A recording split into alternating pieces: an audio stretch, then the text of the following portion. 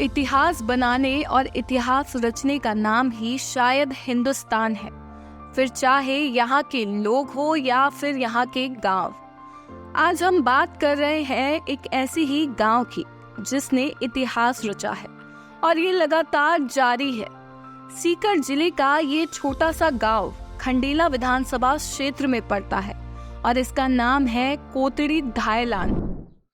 महात्मा गांधी ने कहा था कि भारत गांवों में बसता है और आज हम एक ऐसे ही गांव की बात कर रहे हैं। सीकर जिले के ये गांव है कोटड़ी धायलान। जी हाँ, यूँ तो ये एक छोटा सा गांव है जिसकी आबादी महज 5000 के लगभग है, लेकिन इस गांव की अगर बात करें तो ये अपने आप में देश में एक अनोखा इतिहास भी रखता है, या ये कहा जाए कि Guinness book of world record भी कहा जाए तो अतिशयोक्ति नहीं होगी, क्योंकि इस छोटे से गांव में एक नहीं दो नहीं 126 MBBS है, जहां इस पूरे गांव का नाम पूरे देश में गौरवान्वित किया है। जी हाँ, ये गांव है कोटड़ी धायलान। इस गांव के एक युवा ने सन 1968 में चिकित्सा के क्षेत्र में कदम रखा और PMT की परीक्षा पास कर MBBS के लिए सिलेक्ट हुए। उसके बाद इस गांव ने पीछे मुड़कर नहीं देखा। आज इस गांव में कुल 126 MBBS हैं, जिनमें से अनेक लोग MS की डिग्री भी हासिल कर चुके हैं। इस गांव ने 126 डॉक्टर बनाकर एक इतिहास रचा है और अभी लगातार ये श्रृंखला जारी है, क्योंकि वर्तमान में 50 से ज्यादा बच्चे इस गांव के MBBS कर रहे हैं। ऐसे में ये गांव देश के लिए प्रेरणा बना हुआ है। आखिर क्या है ऐसा राज इस छोटे से गांव कोटड़ी धायलान में, जहां एक नहीं दो नहीं 5 नहीं 10 नहीं सैकड़ों की संख्या में डॉक्टर, और लगातार ये श्रृंखला जारी है। क्या किसी देवता का वरदान है, या फिर कोई गॉड गिफ्ट है, या ये कहा जाए कि इस गांव की लगन मेहनत का परिणाम है। मेरे साथ पूर्व सरपंच पोखर जी जुड़ रहे हैं, उनसे बात करते हैं क्या वजह मानते हैं, क्योंकि उनका खुद का बेटा भी डॉक्टर है। सर, आपका स्वागत है चैनल में स्वागत है, आपका भी स्वागत है। सर, क्या वजह है, एक छोटे शब्दों में एक लाइन में पूछूं कि कोटड़ी में ऐसी कि एक नहीं दो नहीं 126 डॉक्टर? देखो सर, हमारे गांव में 126 डॉक्टर वर्तमान में हैं। सभी MBBS हैं, कई MS भी हैं। और सबसे पहले हमारे गांव में डॉक्टरों की नींव रखी पुष्कर दत्त जी ने। जी, सबसे पहले डॉक्टर हमारे पुष्कर दत्त जी हैं, जिन्होंने बिना सरकारी सेवा किए अपनी क्लिनिक आज भी रिंगस में पुष्कर दत्त क्लिनिक के नाम से संचालित है। उसके बाद में डॉक्टर HS ढाहिल, जिन्होंने गवर्नमेंट जॉब किया। उसके बाद में आज उनका ढाहिल हॉस्पिटल है, रनिंग में है। तो उसके बाद लोगों में ऐसी लगन लगी हमारे गांव में कि आई साल कम से कम भी 5-7 बच्चे मेहनत करके, और ऐसा हो गया कि वो डॉक्टर बन गया, मैं भी बनूँ। इस लगन से कंटिन्यू आई साल अब की बार भी 6 बच्चियों का MBBS में सेलेक्ट हुए हैं। मतलब आप सोचिए, खुद अंदाजा लगाइए, एक दो नहीं एक साल में 6 लड़कियों का MBBS में सिलेक्शन होना अपने आप में बहुत मायने रखता है। सर, क्या वजह है इतना कि एक ही गांव में इतने डॉक्टर? उनकी मेहनत और लगन। सबके दिमाग में एक ही चीज़ है कि वो भैया डॉक्टर बन गया तो मैं भी डॉक्टर बनूं। इस लगन से और मेहनत से, ये मेहनत का ही परिणाम है, और उनके घर वालों की वो मेहनत है। आप सरपंच रहे हैं, हाँ। कितनी जनसंख्या है गाँव की? गाँव की जनसंख्या 2011 के आंकड़ों के अनुसार तो 5151 थी। वर्तमान में लगभग ये 8000 के लगभग है। 8000 के लगभग है। हाँ। बात करें जनसंख्या की तो 5100 के लगभग जनसंख्या थी और डॉक्टर 126। आप अंदाज़ा लगाइए, औसत बांटें तो जहाँ कहते हैं कि 5000 की जनसंख्या पे एक डॉक्टर नहीं है, यहाँ एक गाँव में 5000 की जनसंख्या पे 126 डॉक्टर वर्तमान में MBBS और MS हैं, और लगातार ये संख्या निरंतर बढ़ रही है। सरपंच साहब, आपसे ऐसे में जब गांव का युवा निकल रहा है, बच्चे निकल रहे हैं, आपने क्या अलग से किया कि बच्चों के लिए कुछ अलग गांव ने सोचा हो? नहीं, अभी तो देखो ये निकल रहे हैं। अब लोगों की, हमारी मानसिकता ये है कि हमारे गाँव की तरफ से कोई भी RAS नहीं है, तो RAS से या IPS IAS की तरफ लोगों का थोड़ा सा झुकाव है कि भी चलो डॉक्टर्स तो खूब बन गए और बनते भी जा रहे हैं। अब थोड़ी थोड़ी लोगों में ये मानसिकता चेंज हो रही है कि कोई ना कोई प्रशासनिक सेवा में अपने गांव का बंदा भी हो। बिल्कुल। क्या कहना चाहेंगे पूरे राजस्थान के और देश के युवाओं से? आपने इतने डॉक्टर आपके गांव ने दिए हैं और लगातार दे रहे हैं, अब आरएस आईपीएस आईएएस की तैयारी है, क्या कहना चाहेंगे देश के लोगों से? देश के लोगों से मैं तो यही कहूँगा कि हमारे छोटे से गांव से उनको भी सीख लेनी चाहिए और इस तरह से गांव अपने देश को आगे बढ़ाना चाहिए कि एक छोटे से पॉपुलेशन जिसमें आज माने तो लगभग 8,000 की पॉपुलेशन है और उसमें 126 डॉक्टर हैं और फिर आज आरएस की उसकी तैयारी भी कर रहे हैं। तो मैं तो यही कहूँगा कि हमारे गांव के देखे देख सभी युवाओं को और इस तरफ मेहनत करके आगे बढ़ना चाहिए और मेहनत करके ये मेरा सफलता आखिरी पाने। सवाल है, कितने अध्यापक होंगे, कितने सेना में होंगे? वो तो संख्या अलग है। हाँ सरकार- नहीं, अध्यापक ये मेरे गांव में कम से कम भी 300 350 अध्यापक हैं जी सेवा में। जैसे अपनी सेना के अंदर हैं तो इतने ज़्यादा नहीं हैं, कम हैं, लेकिन सेना में भी हैं और अदर। मौजूद है। हाँ पूर्व सरपंच कोटड़ी धायलान के, जिन्होंने साफ कहा कि 300 अध्यापक, 126 डॉक्टर, ये तो सिर्फ 2 सरकारी सेवाएं ऐसी है जहां लगातार इनके लाडले, इनके गांव के लोग निकल रहे हैं। वहीं पर अन्य सरकारी सेवाओं में भी बहुत सारे लोग जुड़े हुए हैं और इनका ये मानना है कि हमारे इस कोटड़ी धायलान से लोग प्रेरणा लें और ऐसी एक श्रृंखला हर गांव, हर शहर तैयार करें कि लोग याद करें गांव को। हालांकि शिक्षा एवं सेना में भी इस गांव के लोग हैं, लेकिन चिकित्सा के क्षेत्र में इस गांव ने अपना नाम किया है। यहाँ के पहले सरकारी चिकित्सक डॉक्टर एच.एस. धायल हैं। मेरे साथ इस गांव के वो पहले चिकित्सक एमबीबीएस हैं जिन्होंने सरकारी सर्विस के रूप में ज्वाइन किया, सरकारी डॉक्टर बने और गांव का नाम रोशन किया। या ये कहा जाए कि कोटड़ी धायलान के पहले वो डॉक्टर जो सरकारी डॉक्टर बने, डॉक्टर एच.एस. धायल मेरे साथ है। उनसे बात करते हैं, उनका क्या सोचना है, वो किस नज़र से देखते हैं अपने गांव को और आज का जो श्रृंखला एक दौर शुरू हुआ है उसके बारे में उनका क्या मानना है। डॉक्टर साहब, सबसे पहले आपका स्वागत है।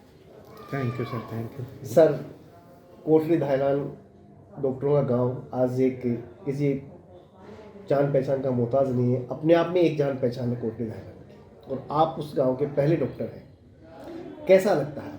बहुत ही सौभाग्य की बात है कि मेरा एक छोटा सा गांव होते हुए भी उस टाइम मेरे को सबसे ज़्यादा डॉक्टर हरिद्वार और डॉक्टर पुष्कर जी से एक प्रेरणा मिली कि मैं भी एक गांव में डॉक्टर बनूं। जी।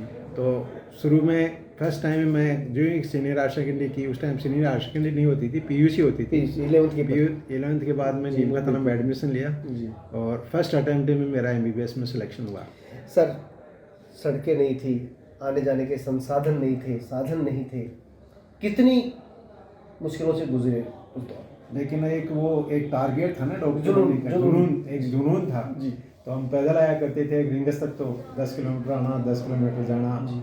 और एक शुरू में एक वो थी कि एक डॉक्टर बना जाए और गाँव में लोगों की सेवा की जाए।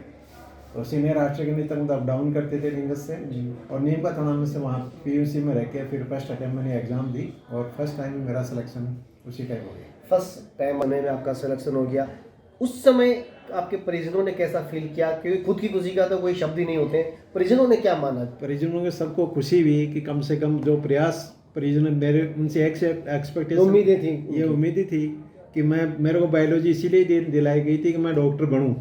और जो फर्स्ट टाइम मैं यहाँ से हमारी बात हुई, उनको बायोलॉजी इसलिए दी गई कि वो मैथमेटिक्स के स्टूडेंट थे, लेकिन बायोलॉजी का बैच शुरू करना था स्कूल में, इसलिए उन्हें बायोलॉजी दी गई। और इन्होंने बायोलॉजी इसलिए ली कि डॉक्टर पुष्कर के पद चिन्हों पे चलते अपने गांव का नाम रोशन करना था, एमबीबीएस बनना था। अपने दर्शकों को बता दूं डॉक्टर साहब, सबसे बड़ी बात है कि आप एमबीबीएस करके पास आउट हुई, कब हुआ आपका? मैं 78 बैच में मेरा एंट्रेंस हुआ था एसपी मेडिकल कॉलेज बीकानेर से और फिर 84 में पास आउट हो गया था। सर, जब सरकारी आपका जो ध्येय था, आपने ज्वाइन किया, क्या सोचा, क्या सोच थी मन में?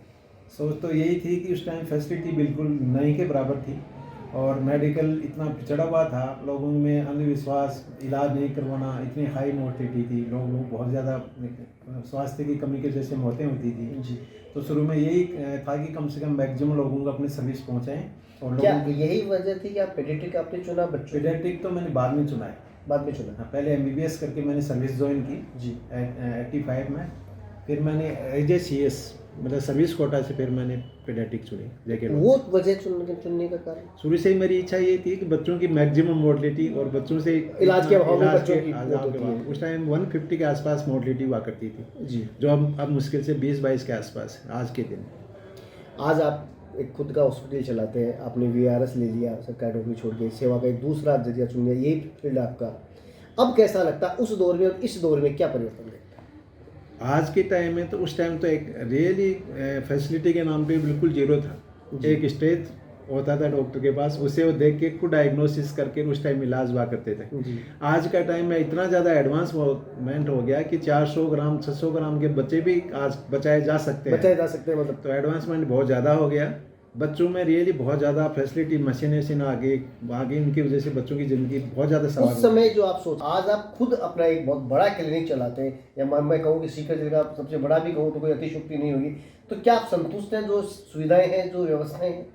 नहीं, हमारे यहाँ पे काफ़ी अच्छी सुविधाएं हैं इस मामले में। हम शुरू से कोशिश करे थे कि बड़ी से बढ़िया हम सेवाएं प्रोवाइड करें, तो वो प्रोवाइड करने में हम सक्षम हैं और कोशिश ये आगे कि और आगे एक्सटेंशन जो बढ़िया सर्विस और ऐड करके और सेवाएं दें। अगर मैं डॉक्टर एच.एस. धायल से बात ना करके एक आम नागरिक से बात करूँ, आम इंसान से बात करूँ, तो आप कोटली धायलान के लिए? धायलान मैं ऐसे गांव में पैदा हुआ, शुरू से ही एजुकेशन का बहुत ही बढ़िया था। एजुकेशन के मामले में बहुत सारे सर्विस में भी थे, एजुकेशन अच्छा सेंटर डेवलप हुआ था लोगों की, और सबकी यही इच्छा थी कि कम से कम एजुकेशन अच्छा हो।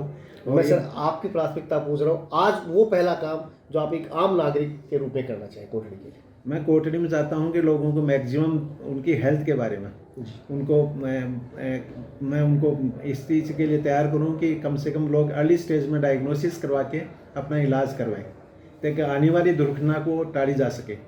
जैसे हमने एक कैंप लगाया था लोगों को, इसीलिए कैंप लगाया था कि भाई ECG करवा के अर्ली स्टेज में कोई डायग्नोसिस हो जाता है, लोगों की मोर्टलिटी अवॉइड अपन की जा सकती है।